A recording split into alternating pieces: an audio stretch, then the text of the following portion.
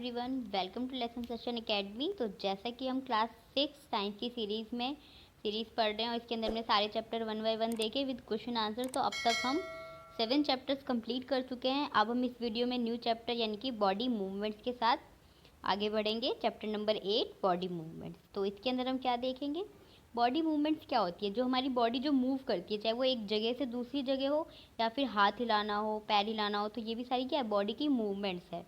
तो अगर मूवमेंट्स अगर आप देखें किसी भी लिविंग ऑर्गेनिज्म या ह्यूमन बॉडी में, तो क्या हो सकती है, आपकी आइज़ का ब्लिंक करना, जो आंखें फड़फड़ाती है, आंखें पलक झपकना, ये सारी चीज़ें भी क्या है, हमारी बॉडी की मूवमेंट्स है और टाइम टू टाइम ये होती रहती है। हम जंप करते हैं, रन करते हैं, स्किप करते हैं, तो ये सारी बॉडी की मूवमेंट्स है। वॉक करना, फ्लाई करना, तो ये सारी चीज़ें क्या है, ये भी मूवमेंट्स है। और अगर आप बर्ड्स को देखेंगे या कुछ एनिमल्स ऐसे हैं जो क्रीप करते हैं, क्रॉल करते हैं, और जो वाटर में रहते हैं वो सारे स्विम करते हैं। तो ये सारी डिफरेंट डिफरेंट टाइप की मूवमेंट्स है जो अलग अलग लिविंग ऑर्गेनिजम्स में होती है।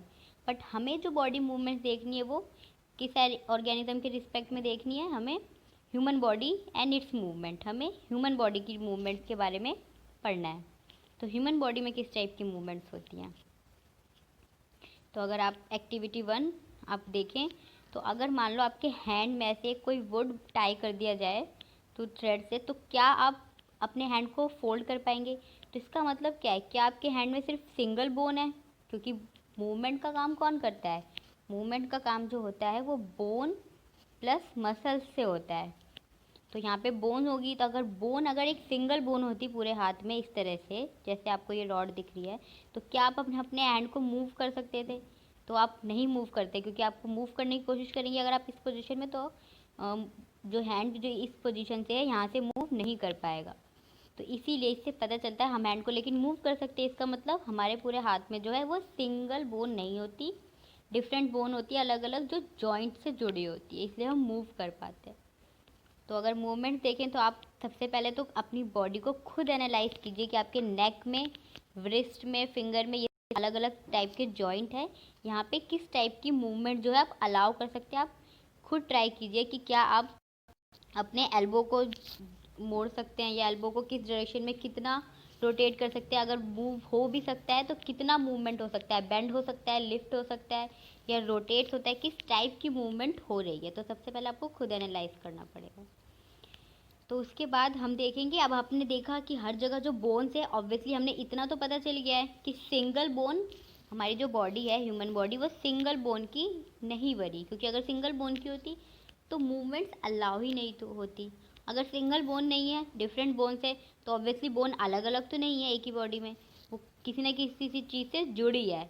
अगर जुड़ी है तो जहाँ पे जुड़ी होगी उसको हम क्या कहेंगे, जॉइंट्स। तो जॉइंट्स भी हमारी बॉडी में प्रेजेंट है। तो ये क्या होते हैं, where two parts of our body seems to be joint together. तो दो पार्ट्स जब बॉडी के जुड़ते हैं, पार्ट्स हम बोल सकते हैं लेकिन एक्चुअली में वहाँ पे क्या जुड़ता है, टू बोन्स जुड़ती हैं। जैसे कि एल्बो, जैसे कि अभी हमने उसका हाथ देखा था, तो हाथ में यहाँ पे एल्बो था, तो एल्बो में क्या होता है, एक ये वाली बोन जुड़ रही है, तो ये एक जॉइंट हो गया। तो शोल्डर पे भी जॉइंट है, जहाँ पे हमारा जो सिर है और हमारा जो पार्ट है गर्दन का वो जुड़ा है। तो ये सारी चीज़ें क्या होती है, जॉइंट के एग्जाम्पल। तो सबसे पहले हमें जॉइंट पढ़ना पड़ेगा कि दो बोन्स जो जुड़ती है वो जॉइंट से जुड़ती है, तो किस किस टाइप के जॉइंट्स हो सकते हैं और कैसे कैसे हमारी बॉडी जुड़ती है, क्योंकि जॉइंट पे ही डिपेंड करेगा कि बॉडी मूव कैसे करती है। जिस टाइप का जॉइंट होगा वो कितना अलाउ करता है कि बॉडी या वो पार्ट जो है वो कैसे मूव करे और किस डायरेक्शन में कितना मूव करे। तो हम सीधे से कह सकते हैं बोन्स जो है वो हार्ड होती है, कैन नॉट बी बेंड। अगर कोई सिंगल बोन है तो वो मुड़ नहीं सकती, जब वो मुड़ नहीं सकती तो वो मूवमेंट कैसे करेगी, जो हाथ हिलाना या जो करना, तो वो मूव नहीं कर सकती, बेंट नहीं हो सकती, तो बेंट वाली मूवमेंट देगी नहीं। लेकिन हमारे हाथों में, पैरों में, काफ़ी सारे पार्ट्स में बेंट वाली मूवमेंट भी प्रेजेंट है। तो वो किस वजह से, क्योंकि वहाँ पे जॉइंट्स प्रेजेंट है। Not one long bone form the upper arm of our breast. तो हमने देखा था अभी कि हमारा जो हैंड था, हैंड का जो अपर आर्म है ब्रेस्ट के ऊपर वाला, तो वो जो है सिर्फ एक सिंगल बोन से नहीं बना, क्योंकि वहाँ पे बेंट मूवमेंट हमें दिख रही है एल्बो पे, तो वहाँ इसका मतलब वो सिंगल बोन से नहीं बना, क्योंकि सिंगल बोन तो है वो कभी भी बेंट ही नहीं कर सकती। तो they are different type of joints in our body. तो हमें सबसे पहले जॉइंट देखना पड़ेगा कि कौन कौन से जॉइंट्स होते हैं और हर जॉइंट में कितनी कितनी मूवमेंट अलाउ होती है। तो आइए देखते हैं टाइप्स ऑफ जॉइंट। तो सबसे पहला जो जॉइंट है हमारा वो है बॉल एंड सॉकेट। तो नाम से पता चल रहा है इसमें कुछ बॉल लाइक स्ट्रक्चर होगा और कुछ सॉकेट लाइक स्ट्रक्चर होगा। सॉकेट मतलब क्या, जैसे सॉकेट हम कहते हैं जिसमें हम चार्ज करते हैं प्लग को, उसको भी कभी कभी सॉकेट की मतलब सॉकेट एक ऐसा एरिया जिसमें कोई चीज़ फिट हो सके, या फिर हम जॉ जैसे हमारे जो दांत है वो जिस स्ट्रक्चर के अंदर हैं, ऐसे जो हमारे दांत होते हैं वो एक स्ट्रक्चर के अंदर घुसे हुए एम्बेडेड है, तो ये भी क्या हो जाता है, एक सॉकेट हो जाता है। तो सॉकेट हम उस एरिया को बोलते हैं जिसके अंदर कोई चीज़ फिट होती है। तो ball and socket like joint होते हैं। इसका एग्जाम्पल अगर हम देखें कि जॉइंट्स कैसे होते हैं तो इस टाइप का स्ट्रक्चर होता है, एक बॉल लाइक स्ट्रक्चर होता है और एक सॉकेट लाइक दूसरी बोन होती है जो इसके अंदर जॉइंट होती है। तो अगर हम ये देखें तो ये सिलेंडर है, पेपर सिलेंडर का स्ट्रक्चर बनाया हुआ है, ये बाउल है, ये बॉल है। तो ये बॉल जो है इस बाउल यानी कि सॉकेट लाइक स्ट्रक्चर में घुसा हुआ है। तो इस तरह से एक बोन कैविटी होगी, ये बोन तो होगी नहीं, तो ये एक बोन की कैविटी होगी, किसी कैविटी के अंदर ये बोन जो है ये इंसर्ट कर रही है और यहाँ पे जॉइंट बना रही है। तो अगर हम देखें कि जॉइंट में क्या हो रहा है, तो द राउंडेड कैविटी जो ऊपर बाउल लाइक स्ट्रक्चर था, the rounded end of one bone, तो ये भी कहीं ना कहीं किसी कोई ना कोई बोन होगी जिसका एंड जो है ऐसा राउंडेड है। One bone fits into the cavity of hollow space of the other bone. तो एक बोन में जो हॉलो स्पेस है और एक बोन में राउंड यानी कि बॉल लाइक स्ट्रक्चर है, तो दो ऐसे बोन्स होंगे तभी वो बॉल एंड सॉकेट जॉइंट जो है वो बना सकते हैं। कब, जब एक बोन के एंड पे हॉलो स्पेस हो, राउंड, वो भी राउंड हॉलो स्पेस हो, और एक बोन का जो एंड हो वो बॉल लाइक स्ट्रक्चर हो, तभी ये दोनों बोन्स मिलके कौन सा जॉइंट बनाएगी, बॉल एंड सॉकेट जॉइंट। अब ऐसे जॉइंट में क्या होता है, allows movement in all direction. तो ऐसे जॉइंट में जो मूवमेंट है वो सारी डायरेक्शन में हो सकता है। राउंडेड क्योंकि हम अगर हम ये इसका एग्जांपल देखें तो हमारे आर्म्स पे भी होता है और हमारी जो थाइस का जो बोन है पेल्विक रीजन में वहाँ पे भी बॉल एंड सॉकेट जॉइंट होता है। अगर हम अपनी आर्म को लें तो आर्म के पास जो हमारा ऐसे हाथ होता है यहाँ पे भी बॉल एंड सॉकेट जॉइंट है। तो अगर आप अपने आर्म को लो तो आप उसको आप ट्राई कीजिए कि आप अपने हाथ को पूरे डायरेक्शन में राउंड डायरेक्शन में आप मूव कर सकते हैं। तो जो डायरेक्शन की मूवमेंट की जो डायरेक्शन है वो सारी डायरेक्शन में अलाउड है। तो बॉल एंड सॉकेट जॉइंट हमने देखा जिसके अंदर एग्जाम्पल में क्या है, हमारा जो शोल्डर जॉइंट है वो, और हमारा जो पेल्विक जॉइंट है यहाँ पे ball and socket, thigh bone जो जुड़ता है पेल्विक रीजन में, वो भी एक बॉल एंड सॉकेट का एग्जाम्पल है। और इस जॉइंट में हमें जो डायरेक्शन है मूवमेंट की वो ऑल डायरेक्शन में अलाउड है। तो ये तीन चीज़ें आपको याद रखनी है अच्छे से। नेक्स्ट जॉइंट है हमारा पाइवोटल जॉइंट। तो पाइवोटल जॉइंट क्या होता है, अब सबसे पहले हम इसके एग्जाम्पल से शुरू करेंगे। तो पाइवोटल जॉइंट जो होता है, joint where our neck join the head in a pivotal joint.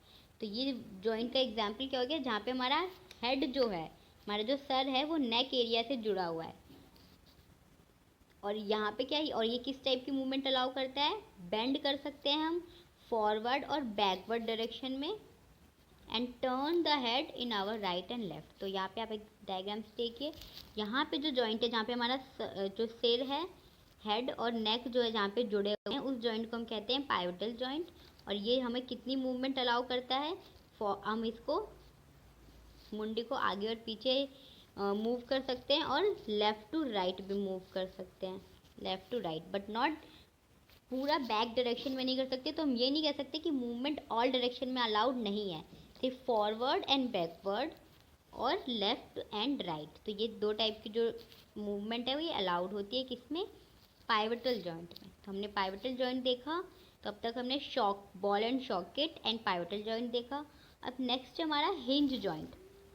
तो ये हमारा थर्ड टाइप ऑफ जॉइंट है जिसके अंदर हिंज जॉइंट कह रहे, तो इसके अंदर कोई ना कोई हिंज मतलब ब्रिज टाइप एरिया दो बोन्स के बीच में, तो हिंज लाइक स्ट्रक्चर बन रहा होगा।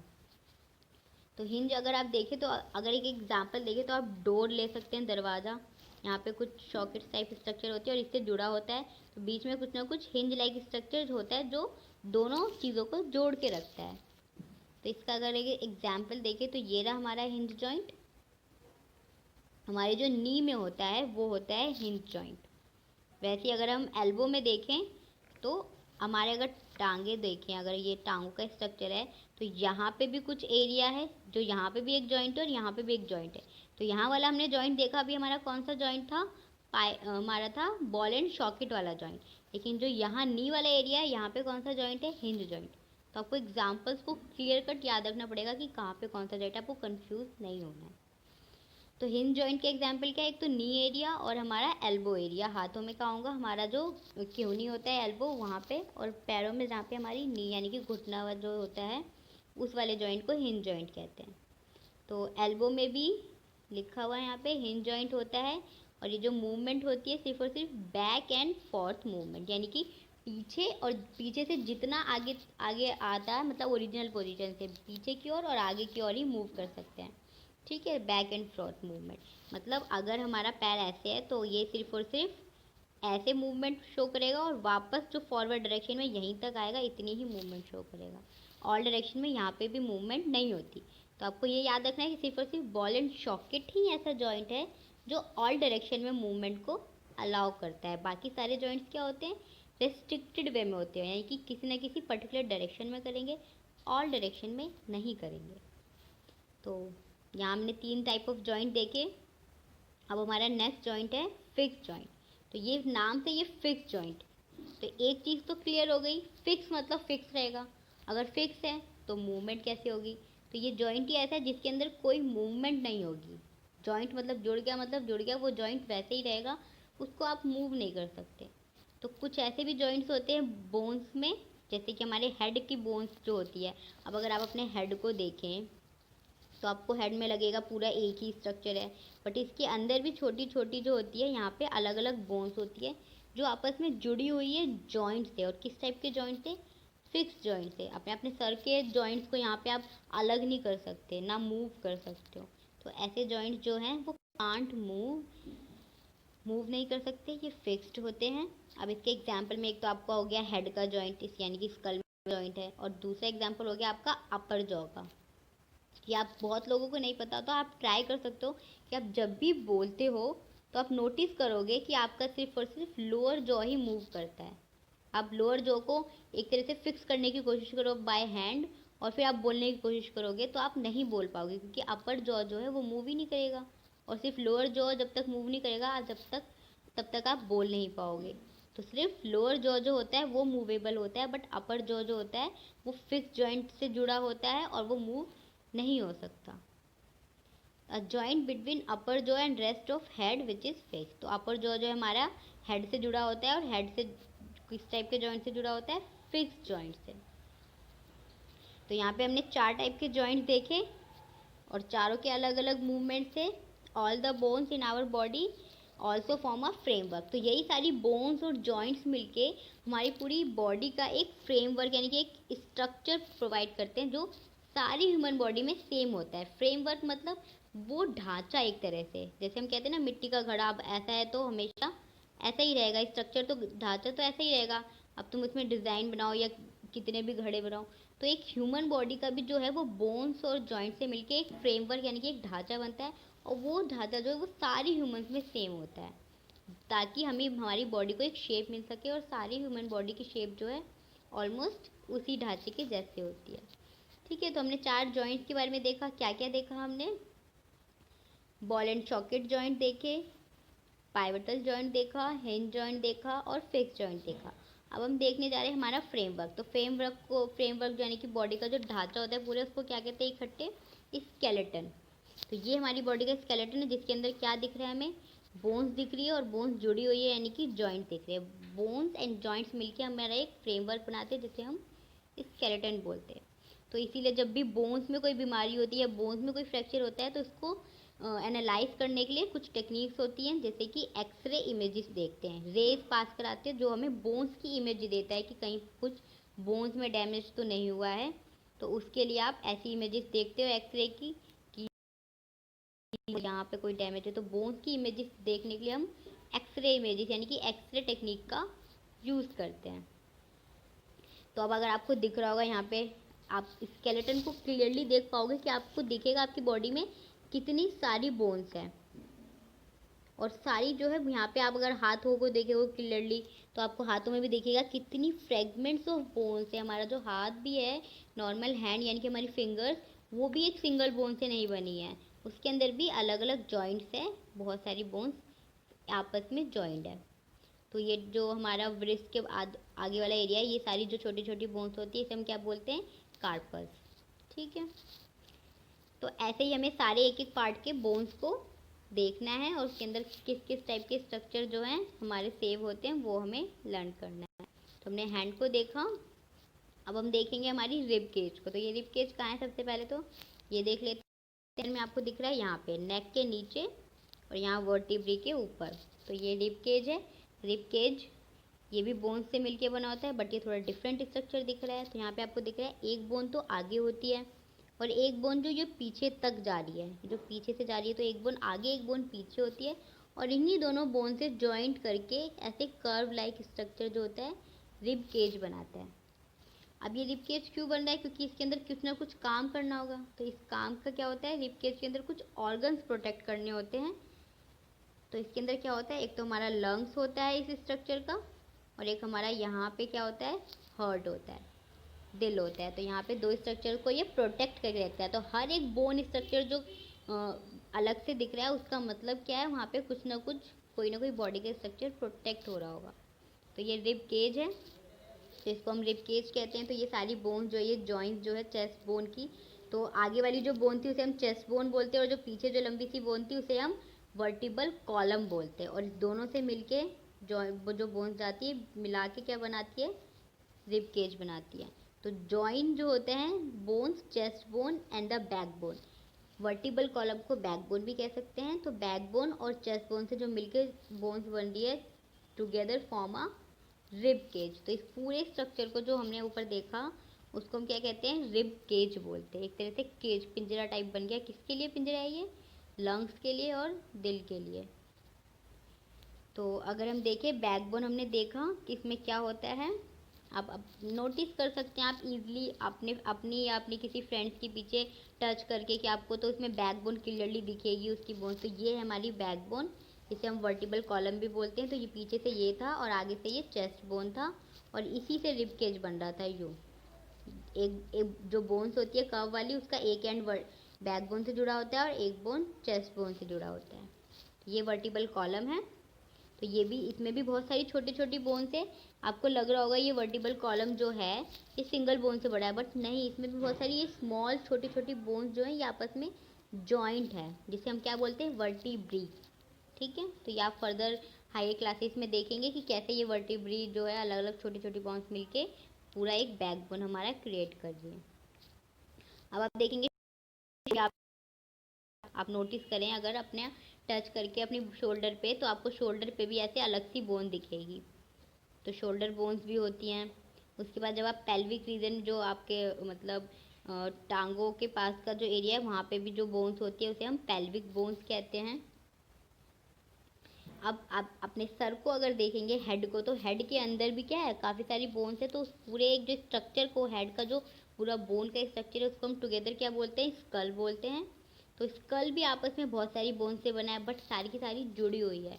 आपको दिख रहा है यहाँ पे एक, यहाँ पे अगर मान लो एक बोन है, यहाँ पे एक बोन है, आपको दिखेगा नहीं क्योंकि जुड़ी हुई है। और वो भी किस टाइप के जॉइंट से जुड़ी है, अभी हमने पढ़ा कि फिक्स जॉइंट से जुड़ी है। तो फिक्स जॉइंट से जुड़ी है तो मूव भी नहीं कर सकते। तो आपको ऐसे क्लियरली पिक्चर में देखा, अगर आप सामने से देखेंगे कभी किसी स्कल को तो आपको उसमें दिखेगा आपको स्ट्रक्चर कि यहाँ पे दो बोन्स का जॉइंट हो रहा है। और बोन, अब ये भी एक 3D स्ट्रक्चर बन गया है बोन्स का। तो ये किसको प्रोटेक्ट करके रखेगा, हमारे वेरी इंपॉर्टेंट पार्ट को, जो कि हमारा क्या है, बॉडी का ब्रेन। तो ये ब्रेन को प्रोटेक्ट करके रखता है एंड क्लोज करके रखता है। तो हमने बोन्स को देखा, बट बोन्स में अब हमने देख रहे हैं कि बोन्स के साथ मसल्स भी जुड़ी होती है, क्योंकि मूवमेंट का काम किसका होता है, बोन्स और मसल्स का टुगेदर एक साथ मिल के मूवमेंट कराती हैं बोन्स और मसल्स। तो बोन्स होती हैं, मसल्स होती है, बट बोन्स के अलावा भी हमारी बॉडी में कुछ स्ट्रक्चर्स है, तो वो क्या है, तो some additional parts of skeleton, जो हमारे स्केलेटन का ही पार्ट है बट वो हार्ड नहीं है जितनी कि बोन्स हार्ड होती हैं, बट वो बेंट भी हो सकती हैं, बल्कि बोन्स जो है वो बेंट नहीं हो सकती, तो वो क्या होता है, कार्टिलेज। अगर आपको कार्टिलेज का एग्जांपल देखना तो आप अपने ईयर में देख सकते हैं सबसे ज़्यादा। तो आपको दिख रहा है नीचे वाला, जब आप ईयर लोब टच करेंगे तो वहाँ पर आपको बहुत सॉफ्ट दिखेगा और आपको कुछ भी हार्ड स्ट्रक्चर नहीं दिखेगा, बोन्स बोन। लेकिन आप यहीं इसके ऊपर वाला स्ट्रक्चर जब आप टच करोगे तो आपको यहाँ पे कुछ हार्ड सा बोन जैसा स्ट्रक्चर दिखेगा, बट वो इतना हार्ड नहीं होगा बोन जितना। तो यहाँ पे जो आपका स्ट्रक्चर होता है, जो बोनी लाइक स्ट्रक्चर बट बोन से जो है वो सॉफ्ट होता है, वो क्या होता है, कार्टिलेज। इसके अलावा अगर आप अपनी नोज़ को भी देखेंगे तो यहाँ पे भी आपको हार्ड हार्ड कि नोज़ बोन, तो वो भी क्या होती है, नोज़ के अंदर भी जो होती है, अंदर वाला जो स्ट्रक्चर होता है नोज़ के अंदर, वो भी क्या होता है, कार्टिलेज। नोज़ के जो बीच में आप देखते हैं ना, आपका जो नेज़ल एरिया है वहाँ पे बीच में भी जो जॉइंट होता है दो होल्स के बीच में, तो वहाँ पे जो एरिया होता है वो किसका बना होता है, कार्टिलेज का बना होता है। तो यहाँ पे हमने बोन्स के बारे में देख लिया, कार्टिलेज के बारे में देख लिया। तो कार्टिलेज जो होता है हमारी और भी काफ़ी सारी जॉइंट्स में भी पाया जाता है, जैसे कि आप ये हमने देखा बैक बोन में भी छोटी छोटी बोन्स होती है वर्टिब्री, तो उसको भी ज्वाइन करने में कार्टिलेज का यूज़ होता है। तो में अलग अलग जगह पे पाया जाता है। तो हमने बोन्स देखी, कार्टिलेज देख लिया, जॉइंट्स देख लिए। अब हमें देखना है मसल्स के बारे में। तो क्योंकि अगर हम मसल्स के बारे में क्या पढ़ेंगे, अब हम मूवमेंट्स के बारे में पढ़ना है। हमारा चैप्टर का नेम क्या था, बॉडी मूवमेंट्स। तो बॉडी मूवमेंट्स के लिए हमें मसल्स और बोन्स की दोनों की नॉलेज होनी चाहिए, क्योंकि दोनों साथ में ही काम करके क्या करती हैं, मूवमेंट कराती हैं। तो अब अगर आप ऑब्जर्व करना चाहें मसल को कि मसल्स कैसी होती है, तो आप अपने हाथ को देख सकते हैं। जब आप रिलैक्स करेंगे, फिर जब आप उसको फोल्ड करेंगे तो ये मूवमेंट हो गया। मूवमेंट हुआ है तो मसल्स का भी रोल होगा। तो आप देखेंगे यहाँ पे कुछ स्वेलन सा एरिया दिखता है, सूजा हुआ सा दिखता है, तो वो क्या होता है, वो मसल्स जो है वो स्वेल कर जाती है वहाँ पे। तो स्वेलो रीजन जो है अपर आर्म में, ये क्या है, ये एक मसल है। आपको यहाँ पे मसल का एक एग्जाम्पल दिख रहा है। और ये फूल गई है किस वजह से, क्योंकि यहाँ पे ये कॉन्ट्रैक्ट हो गई है, सिकुड़ गई है। और सिकुड़ी क्यों है, ताकि आपके जो एल्बो का ये जो जॉइंट है इसको आप मूव करा पाए इस डायरेक्शन में। आपने मूव किया ना अपने हाथ को, ये मूवमेंट करने के लिए यहाँ की जो मसल्स थी वो क्या हो गई, कांटेक्ट कर गई, सिकुड़ गई, जिसकी वजह से वो बल्ज आउट हो गया, इनकी स्वेल कर गई। और आपको क्लियरली वहाँ पे मसल्स फील होगा अगर आप टच करेंगे तो ये होती है हमारी मसल्स। अब मसल्स कैसे कराती हैं मूवमेंट, तो इसका आपको प्रोसेस जो है वो समझना पड़ेगा और आपको अच्छे से याद रखना है। तो आइए देखते हैं यहाँ पे प्रोसेस। तो प्रोसेस में क्या है कि जो अगर आपका जो हैंड है ये बोन है अगर, तो इसके ऊपर की जो मसल्स है, तो मसल्स को आपको कॉन्ट्रैक्ट करती है। अभी हमने देखा जैसे हम बॉडी मूवमेंट्स करेंगे तो मसल्स क्या होगी, कॉन्ट्रैक्ट कर जाएगी, यानी कि सिकुड़ जाएगी। तो द मसल्स बिकम शॉर्टर। तो सिकुड़ती है तो वो अकेले से नहीं सिकुड़ती, वो अपने साथ में ये जो बोन है इसको भी पुल करती है, इसको भी खींचती है, ताकि ये बोन क्या है, पीछे की ओर जाए, तभी तो मूवमेंट होएगी। तो मसल्स बिकम शॉर्टर हो जाती है कांटेक्ट होने के बाद, और स्टिफर और हार्ड हो जाती है, थिक हो जाती है, ताकि वो क्या कर सके, बोन को पुल कर सके, अपनी तरफ खींच सके, ताकि बोन्स में क्या हो, मूवमेंट हो। बोन्स में ही तो मूवमेंट कराने का हमारा एम है, क्योंकि बोन्स जो है वो मूव नहीं कर सकती, इसलिए मसल्स क्या कर रही है, हेल्प कर रही है बोन को मूव कराने में। जब बोन्स मूव करेंगी तभी हमारी बॉडी में क्या होगी, मूवमेंट पॉसिबल होगा। अब मसल जो है वो कभी भी सिंगली नहीं काम करती, मसल जो है हमेशा पेयर में काम करती है। इसका आप एग्जाम्पल यहीं पे देख सकते हो। एक मसल्स अगर ऊपर है तो ये अकेले नहीं काम कर रही, इसके कॉन्ट्राडिक्टरी ऑपोजिट डायरेक्शन में नीचे वाली मसल्स भी काम कर रही है। कि अगर ये वाली मसल कॉन्ट्रैक्ट कर रही है तो नीचे वाली मसल्स क्या करेगी, रिलैक्स करेगी। ठीक है, तो हमेशा मसल्स जो है वो पेयर्स में काम करती हैं। तो when one of them, pair में से हमेशा एक मसल्स जो होंगी वो कॉन्ट्रैक्ट करेंगी, जो बोन को पुल कर रही होगी, खींच रही होगी, मूवमेंट कराने में हेल्प कर रही होगी उस डायरेक्शन में। और जो अदर मसल्स जो होंगी वो उस पेयर की रिलैक्स कर रही होंगी, to move the bone in the opposite direction, ताकि जो बोन है वो ऑपोजिट डायरेक्शन में भी मूव कर सके।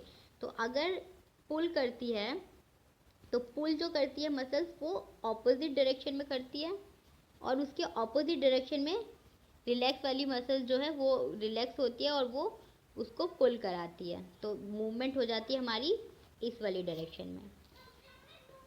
To move the bone in the opposite direction, तो बोन्स को मूव कराने के लिए जो है मसल्स रिलैक्स हो रही है, और हमेशा जो कॉन्ट्रैक्ट होगी और जो बोन को पुल करेगी वो उसके ऑपोजिट डायरेक्शन में होगा, तभी बोन जो है मूव करेगी उसके ऑपोजिट डायरेक्शन में।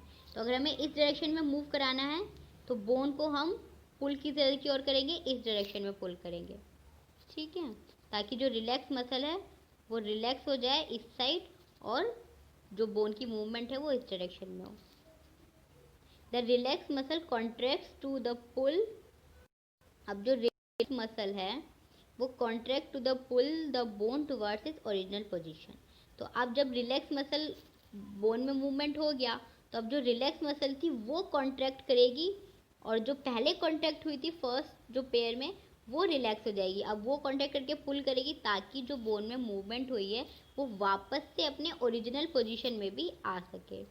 तो ओरिजिनल पोजीशन में आने के लिए क्या होगा, जस्ट ऑपोजिट हो जाएगा। जो मसल रिलैक्स हो रही होगी वो अब कॉन्ट्रैक्ट हो जाएगी, और जो पहले कॉन्ट्रैक्ट हो गई थी वो अब रिलैक्स हो जाएगी। तो पहले वाली रिलैक्स हो गई। तो इस तरह से हमने क्या किया, एक मसल को, मसल्स की हेल्प से हमने बोन में मूवमेंट कराई। तो अब एक मसल जो है वो हमेशा बोन को जो पुल ही करने का काम करती, कभी उसको धक्का नहीं देती। ये मसल है तो ये इसको इस डायरेक्शन में पुश नहीं करेगी कि जा बोन तू उधर जा, वो हमेशा उसको पुल करने का काम करती है। तो ये भी आपको याद रखना है कि muscles only pull the bones, not can not push. Okay, तो ये आपको लर्न करना है अच्छे से ये कॉन्सेप्ट, और कैसे मसल कॉन्ट्रैक्शन का काम हो रहा है बोन को मूव कराने के लिए। तो हमने almost half of the chapter जो कंप्लीट कर लिया है। तो वीडियो काफ़ी बड़ी हो गई है, तो हम इसके आगे का चैप्टर जो है वो नेक्स्ट वीडियो में कंप्लीट करेंगे पार्ट 2 में।